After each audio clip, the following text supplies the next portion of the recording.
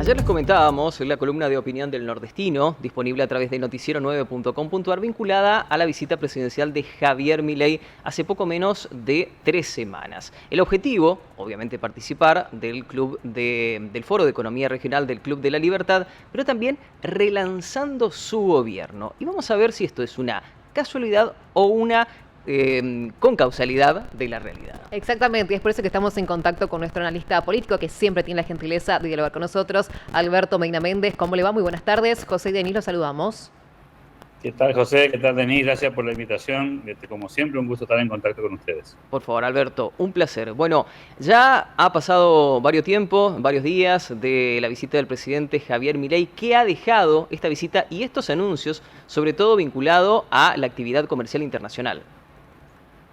Bueno, varias cosas, por supuesto, desde lo institucional, para nosotros como Fundación Club de la Libertad, el placer de recibir a un presidente en ejercicio. Es la primera vez que sucede en un Congreso de Economía Regional tener la presencia de un presidente que está transcurriendo su mandato, en una conferencia de cierre particularmente. Este fue nuestro 12º Congreso de Economía Regional, de la edición número 12. Y por supuesto para nosotros una satisfacción y un privilegio tener al presidente de la Nación en Corrientes y cerrando nuestro Congreso de Economía Regional. Por otro lado, producto probablemente de una combinación entre la fecha en la que se hizo el evento y alguna cuota de casualidad con el anuncio del acuerdo con Estados Unidos. Como se podrán imaginar, imposible calcular en qué momento se iba a dar esa noticia, y ocurrió justamente el día del evento, el 13 de noviembre, concurrió la presencia del presidente en Corrientes con este dato internacional que favorece claramente a las posibilidades económicas de Argentina. Eso te diría que fue fruto de alguna cuota de suerte, pero obviamente enriqueció mucho la presentación que tuvimos en esa oportunidad, porque básicamente fue una conferencia magistral, fue una clase de economía. No se trató simplemente de un discurso, sino de una dinámica preparada por el presidente de la Nación. Intentó contar toda la hoja de ruta que está transcurriendo Argentina y hacia dónde va en términos de políticas públicas para conseguir que el crecimiento económico del 2025, que ya está absolutamente confirmado y que va a terminar con cifras cercanas a los 5 puntos de crecimiento del PBI, tenga la sustentabilidad para seguir adelante en los próximos años, ¿no? Ya hay una proyección de un crecimiento de un 4 o un 5% para el año que viene, el 2026, pero por supuesto todos estamos ansiosos de saber cómo se va a ir hilvanando ese proceso de crecimiento en Argentina y en qué medida se trata de una dinámica sustentable, ¿no? Ahora, Alberto, en ese sentido, ¿por qué en raíz, no, de todos los anuncios que realizó el presidente en su reciente visita en la provincia de Corrientes, por qué es tan importante Corrientes? ¿Por qué lo elige siempre como bandera? ¿Por qué siempre la región del litoral? Porque esto ya conlleva con mucha historia, pero ¿por qué es importante Corrientes en ese sentido? Yo te podría dar dos interpretaciones, una más personal y otra más institucional. La más personal tiene que ver con que definitivamente el presidente de la Nación se siente muy cómodo en el ámbito de la Fundación Club de la Libertad. No nos olvidemos que vino el año pasado, en febrero del 2024, en oportunidad del 10º aniversario de la Fundación, en una actividad con un esquema parecido a este, en el sentido de que vino exclusivamente para la actividad del Club de la Libertad. No vino a dar conferencia de prensa, ni a juntarse con empresarios, ni con gente del sistema político. No tuvo otra actividad protocolar en el proceso de su visita a Corrientes. Otra vez se repite esa modalidad en este 12º Congreso de Economía Regional. Hay, sin lugar a dudas, allí una cuestión de afinidad que tiene mucho que ver, lo he contado algunas veces, con la historia personal del presidente de la Nación, con la Fundación. No nos olvidemos que vino por primera vez a Corrientes en el año 2014, cuando fue el primer Congreso de Economía Regional. Participó de 6 de los 12 congresos de economía que tuvo el club a lo largo de estos 12 años, y eso obviamente le genera de alguna manera un vínculo muy potente con todo el equipo de trabajo del club, porque él vio nacer este evento, vio nacer la Fundación, la vio transcurrir. Hay un camino recorrido compartido ahí también. Y también hay un gesto de agradecimiento claramente a aquellos que de alguna forma le dieron tribuna cuando todavía no tenía la popularidad que por supuesto tuvo años después. Después te podría dar una interpretación, si se quiere, más histórica, que en línea con lo que se planteó en este interesante artículo de opinión que publicaron ustedes, que tiene que ver con la historia de Corrientes, la tradición de Corrientes. Es una tradición de libre comercio, es una provincia fundadora, con muchos años de historia, que combatió contra la centralidad del puerto durante mucho tiempo en la historia argentina, que es una de las provincias que construyó lo que hoy llamamos la República Argentina y que en su momento fue la Confederación, una provincia combativa, pero al mismo tiempo muy defensora de las libertades, y eso, por supuesto, es imposible negar ese vínculo que hay entre las ideas de la libertad y Corrientes por su tradición histórica, ¿no? Pero son como dos miradas que podrían eventualmente tener puntos de contacto para explicar por qué Corrientes y no otra provincia de la República Argentina, ¿no? Ahora, Alberto, como parte del discurso prometió un siglo de oro, obviamente, si la Argentina se mantiene en esta línea pro mercado. ¿Cómo se traduce esto a la realidad? Bueno, primero esto que nosotros pusimos como temática central del Congreso, ¿no? Que el crecimiento económico no sea una circunstancia. Argentina ha tenido a lo largo de su historia en muchas ocasiones crecimientos económicos circunstanciales. La inmensa mayoría de las veces porque tuvo un contexto internacional positivo, no porque hayamos hecho mucho mérito puertas adentro.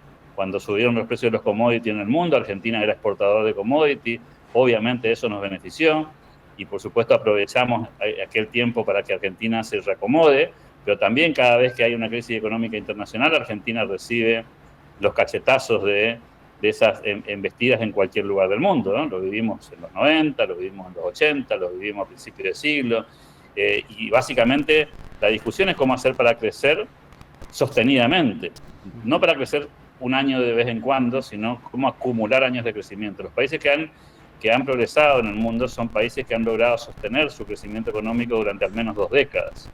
Y creo que el presidente está visualizando eso, que si consigue eventualmente aprobar las reformas que va a enviar al Congreso, me estoy refiriendo a la reforma laboral, a la reforma previsional y a la tributaria, y tiene un moderado éxito en términos de la aprobación de esas normas, Argentina va a estar en muchas mejores condiciones de dar esa batalla y conseguir un crecimiento sostenido. Venimos de crecimiento, ha sido un año muy difícil el 2024, el 2025 claramente ha sido un año mejor, ha caído la pobreza del 53 al 31%, y eso es indiscutible a esta altura de los acontecimientos. Ha caído la inflación del 211% anual, a esto que va a terminar seguramente en un 27% de inflación anual en el año 2025. Tampoco discutible la caída de la inflación. Ahora, por supuesto, falta darle, si se quiere, más homogeneidad al crecimiento, porque el crecimiento en Argentina existe, pero todavía es heterogéneo, porque por supuesto que hay sectores que están creciendo y otros que están creciendo menos o no crecen, y eso hace que la percepción ciudadana sea difusa respecto de qué tipo de actividad económica estamos viendo crecer y cuáles no. Lo que hay que conseguir es que eso se mantenga en el tiempo, que se vaya homogeneizando. En este contexto, Alberto, ¿cómo se la ve hoy a Corrientes? ¿Una Corrientes más radical? ¿Una Corrientes más libertaria? ¿Cómo la ves hoy en día? Bueno, los fenómenos políticos territoriales tienen en Argentina siempre sus matices, ¿no? Corrientes ha sido históricamente una provincia que, por diferentes circunstancias de la historia correntina, ha estado siempre un poco a contramano de lo que venía pasando a nivel nacional. Muy pocas veces en la historia de Corrientes hemos tenido gobiernos provinciales alineados con gobiernos nacionales, quizás porque tiene una historia de movimientos provinciales muy potentes. Es una de las pocas provincias del país que tiene históricamente partidos políticos muy fuertes de raigambre provincial, federalistas, y quizás menos injerencia de los partidos tradicionales, al menos en tiempos del bipartidismo histórico argentino. Eso en parte lo explica.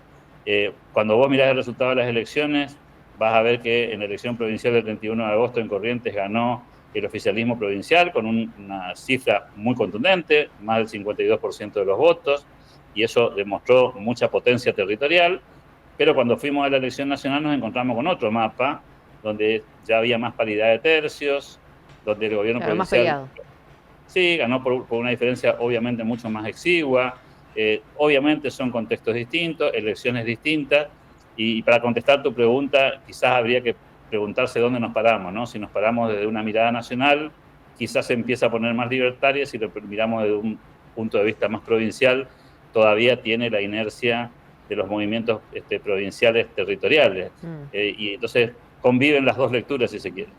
Alberto, cuando hablamos la última vez, nos decía ya el presidente no tiene que seguir, en este caso, ratificando su gestión, ya las urnas hablaron, pero la gran batalla va a ser en el Congreso. ¿Será plausible aprobar estas reformas en extraordinarias? Esto me parece que es un paso a paso. Lo primero que habrá que ver es si se aprueba el presupuesto. Creo que esa va a ser la prueba de fuego para saber si el gobierno nacional ha conseguido construir los consensos parlamentarios a partir del resultado electoral del 26 de octubre y ver si también los gobiernos provinciales, los legisladores de muchas provincias, inclusive los partidos que eran opositores hasta esa fecha, no terminan tomando nota de lo que está pasando en Argentina y acompañando a un gobierno que ya demostró que más allá de los resultados que siempre son opinables y subjetivos para muchas fuerzas políticas, lo que sí ya es indiscutible a esta altura de los acontecimientos es que el respaldo popular apareció el 26 de octubre, después podemos hacer 50 interpretaciones sobre por qué sucedió eso, y creo que en ese contexto el presupuesto de la Argentina se va a aprobar, y a partir de la aprobación del presupuesto creo que podemos ser muy optimistas respecto al tratamiento de las leyes que vienen después, ¿no? Me refería a estas reformas, sobre todo las económicas, con la reforma previsional, tributaria y laboral, que tal vez sea la más importante de todas, y algunos otros temas que no son tan económicos, pero que también son relevantes, como la integración de la Suprema Corte de Justicia de la Nación, este tema de las modificaciones al Código Penal.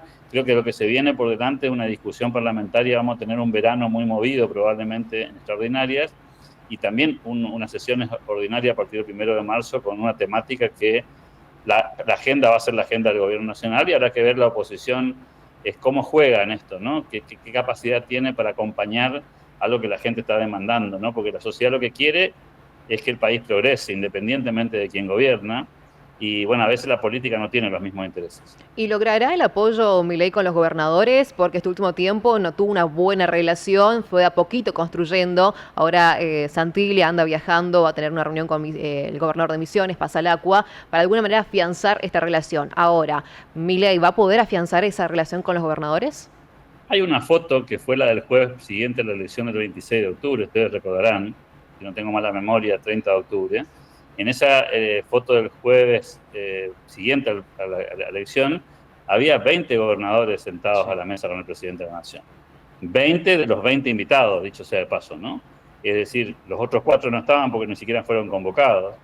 Y eso me parece que muestra una musculatura política, al menos en términos del diálogo. Eso no significa que estén todos en el mismo cauce, pero si uno después sigue las declaraciones políticas que han hecho muchos de esos gobernadores después de esa reunión, y uno empieza a comprender que inclusive los gobernadores que uno podría poner en la vereda de enfrente del gobierno están, al menos a priori, dispuestos a conversar y dispuestos a sentarse a una mesa de conversación y de diálogo para construir esos consensos. Por eso te decía, el presupuesto es el primer paso. Si el llamado extraordinario, que arranca el 10 de diciembre, en muy pocos días más, se aprueba el presupuesto, que sería extremadamente deseable, vamos a tener una primera fotografía de cómo vota el Senado, de cómo votan los diputados y cómo se alinean los que parecen estar en la vereda de enfrente en un momento en el que la política dejó de discutir porque se terminó la elección y porque lo que viene ahora en términos electorales es el 2027, con un presidente de la Nación que a priori es el precandidato natural a la reelección y donde la oposición tiene todavía una enorme tarea por delante porque no tiene candidato, porque no tiene una fuerza política suficientemente potente y porque tienen un debate interno que todavía no terminó, ¿no? Alberto, muchísimas gracias por tu tiempo y por todos los conceptos, como siempre, muy amable. Hasta siempre y un abrazo para todo el equipo.